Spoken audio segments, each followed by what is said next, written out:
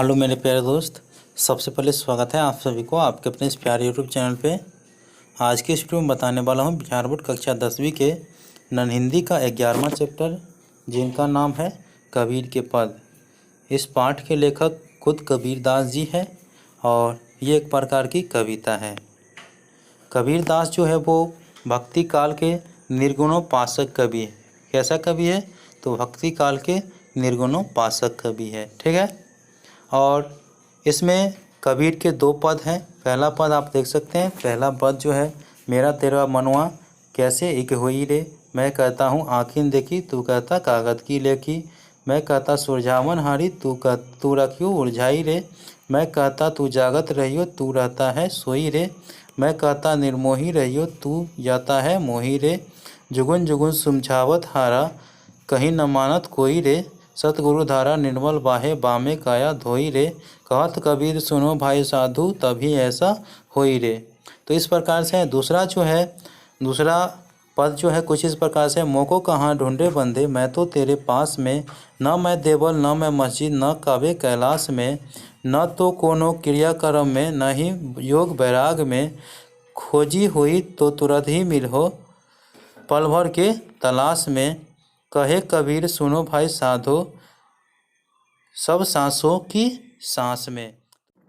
दोस्तों, कबीर के जो पहला पद है, मेरा तेरा मनवा कैसे एक हुई रे, इसका गीत भी है। अगर आप सुनना चाहेंगे गीत के माध्यम से तो लिंक डिस्क्रिप्शन बॉक्स में है, आप वहां से सुन सकते हैं। तो आप लोगों ने सुन लिया कबीर के पहले पद, और दूसरे पद को आप लोग जरूर याद रखिएगा। मोको कहाँ ढूंढे बंदे, मैं तो तेरे पास में। न मैं देवल न मैं मस्जिद, न काबे कैलाश में। न तो कोनो क्रियाक्रम में, न ही जोग बैराग में। खोजी तो तुरंत ही मिलियो, पल भर के तलाश में। कहे कबीर सुनो भाई साधो, सब सांसों की सांस में। तो इसे आप जरूर याद रखिएगा। उसके बाद आप शब्दार्थ जरूर याद रखिएगा। ठीक है। जैसे यहाँ पे कागद का तात्पर्य होता है कागज। उसके बाद निर्मोही मतलब होता है अनुराग न रखने वाला, इसे आप चलिए। बामे मतलब होता है उसमें, और उसके बाद मोको मतलब होता है मुझको। ठीक है। तो चलिए इस पार्ट से जितने भी ऑब्जेक्टिव और सब्जेक्टिव क्वेश्चन है उस पर चर्चा कर लेते हैं। तो देखिए, इस पार्ट का जो पहला ऑब्जेक्टिव क्वेश्चन है, कबीर किस काल के कवि थे? तो ये भक्ति काल के कवि थे, मैं चर्चा कर दिया हूँ। कबीर किस तरह के कवि थे? देखिए, किस काल के थे तो भक्ति काल के। किस तरह के कवि थे तो निर्गुणोपासक आपको कहना है। ठीक है। उसके बाद अगला क्वेश्चन है, वह कौन सी धारा है जिसमें ईश्वर को निराकार माना जाता है? तो वो निर्गुण भक्ति धारा है जिसमें ईश्वर को निराकार माना जाता है। उसके बाद अगला क्वेश्चन है, कबीर ने अपनी कविता में किस पक्ष पर कटाक्ष किया है? तो ये रूढ़िवादिता पक्ष पर कटाक्ष किया है। तो रूढ़िवादिता इसका सही आंसर होगा। ठीक है। तो इसे आप सही कर लीजिएगा, रूढ़िवादिता। उसके बाद यहाँ पे कबीर ने अपनी कविता में सागर किसको माना है? तो सागर जो है वो ईश्वर को माना है, तो ईश्वर इसका आंसर हो जाएगा। ठीक है। उसके बाद अगला क्वेश्चन है, कबीर दास के अनुसार ईश्वर का वास कहाँ होता है? तो देखिए, कबीर दास के अनुसार ईश्वर का वास कण कण में होता है, तो कण कण आप याद रखें। ठीक है। उसके बाद जो है, कबीर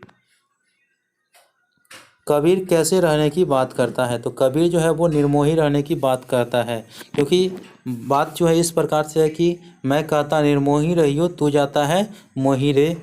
तो आप लोग कविता का गीत तो सुन ही लिए हैं। उसके बाद शब्दार्थ जो है उसे भी आप इम्पोर्टेंट समझिए, जो मैं यहाँ पे दे दिया हूँ। ठीक है। तो आप इसे शब्दार्थ को याद रखें। चलिए अब सब्जेक्टिव क्वेश्चन है उसके बारे में बात कर लेते हैं। देखिए दोस्तों, इस पार्ट के जो सब्जेक्टिव क्वेश्चन है, पहला का निम्नलिखित पंक्ति को पूरा कीजिए। तो पहला में क दिया गया है और ख दिया गया है, तो सभी पंक्ति को पूरा करना है। तो पंक्ति कुछ इस प्रकार से, मेरा तेरा मनवा कैसे एक हुई रे। इसमें क्या होगा? कैसे एक हुई रे। उसके बाद यहाँ पे है, तू कहता कागज की लेखी थी। तो यहाँ पे क्या हो जाएगा? मैं कहता आँखिन देखी, तू कहता कागज की लेखी। उसके बाद मैं कहता सुरझावन हारी, तू रखियो उलझाई रे। तो इसमें क्या होगा? तू रखियो उलझाई रे। उसके बाद यहाँ पे तू रहता सोई रे। तो इसमें क्या होगा? मैं कहता हूँ जागत रहियो। तो इसमें क्या होगा? जागत रहियो, तू जाता है सोई रे।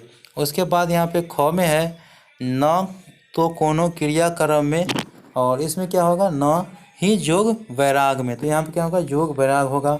उसके बाद यहाँ पे पल भर के तलाश में, तो क्या होगा? खोजिए तो तुरंत ही मिलिए, पल भर के तलाश में। तो आप लोगों का ये कविता का लाइन है, तो आप उसे कविता के लाइन स्पष्ट करके मिला सकते हैं। उसके बाद दूसरा का है, इन पंक्ति के भाव स्पष्ट कीजिए। क और ख दिया गया है, ठीक है। मैं कहता निर्मोही रहियो, तू जाता है मोही रे। तो कहता, कवि कहता है कि मैं कहता हूँ किसी के मोह माया में अब तुमको नहीं फंसना है। और इंसान ऐसा लोभी और लालची होता है कि वो मोह माया के जाल में फंस ही जाता है। तो कवि का कहने का तात्पर्य यह है कि मैं कहता निर्मोही रही हो, मतलब तुम किसी मोह माया में नहीं फंसो, लेकिन तू मोही जाता है, मतलब मोह माया के जाल में फंस ही जाता है।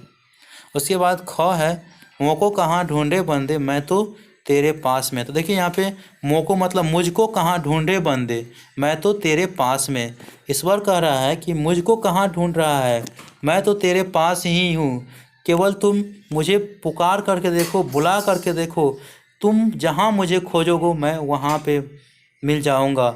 न मैं काबे में रहता हूँ, न मैं कैलाश में रहता हूँ, न मैं किसी मंदिर में रहता हूँ, ना मैं किसी मस्जिद में रहता हूँ, ठीक है। तुम जहाँ खोजोगे मैं वहाँ रहता हूँ, ठीक है।